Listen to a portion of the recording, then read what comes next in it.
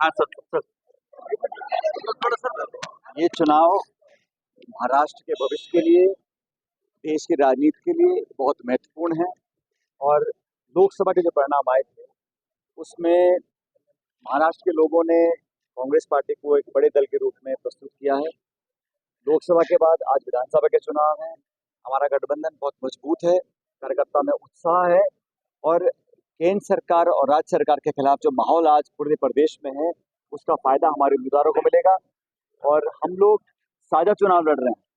India alliance और प्रदेश का गठबंधन मजबूती से इस चुनाव का सामना करेगा और मैं दावे से कह सकता हूं कि एक बहुत बढ़िया बहुमत के साथ महाराष्ट्र में यहाँ पर इंडिया अलायंस की सरकार बनने जा रही है। पिछले कुछ सालों में जो घटनाक्रम महाराष्ट्र का हुआ वो हम सबने देखा है। जनता अब एक स्थिर, ईमानदार और ऐसी सरकार चाहती है जो जनता का ध्यान रखे। खुद का स्वार्थ पूरा करने के लिए जो लोग सत्ता में आज बैठे हैं उन लोगों को बाहर जाना पड़ेगा और महाराष्ट्र का संदेश पूरे देश में फैलेगा। इसलिए कांग्रेस पार्टी, राहुल जी, खड़गे जी, हम सब हमारे गठबंधन के नेता ठाकरे जी, पवार साहब मिलकर चुनाव लड़ रहे हैं। प्रचार भी साथ साथ करेंगे और मराठवाड़ा यहाँ पे पुराना ये गढ़ रहा है कांग्रेस पार्टी का। आज रेड्डी साहब और मैं यहाँ पर आए हैं, सब पर्यवेक्षकों से, कार्यकर्ताओं से मुलाकात कर रहे हैं और जहां जहां पर भी हम हमारा गठबंधन चुनाव लड़ रहा है मजबूती से लड़कर जीतेंगे हम लोग। यहाँ पर अशोक चौहान का गढ़ माना जाता है और उनकी लड़की भी चुनाव में इस तरह तुम्हारा रणनीति करेंगे आप? मैं व्यक्तिगत टिप्पणी नहीं करूंगा, लेकिन कांग्रेस किसी भी एक व्यक्ति या एक नेता से बड़ी है और मैं इसलिए कह रहा हूँ कांग्रेस एक विचारधारा है।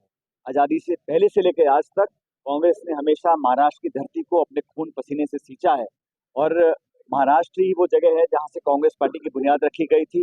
महात्मा गांधी के समय से आज तक बहुत से लोग पार्टी में आए हैं, बहुत से गए हैं, लेकिन कांग्रेस पार्टी अपने दम पर, अपने मैनिफेस्टो पर, अपनी विचारधारा पर चुनाव लड़ रही है और जहां जहां हम लोग चुनाव लड़ रहे हैं कांग्रेस पार्टी निश्चित रूप से जीतेगी। अशोक चौहान की बेटी जहाँ से चुनाव लड़ रही है पर कांग्रेस जो उम्मीदवार किया है वो मैनेज है पूरे। ये तो परिणाम जब आएंगे पता पड़ेगा ना, कौन कितना मैनेज था, नहीं मैनेज था। जनता किसी की बापोती नहीं है।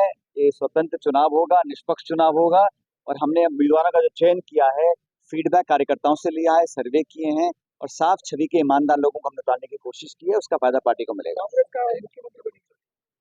चुनाव होने दीजिए, बातें बता।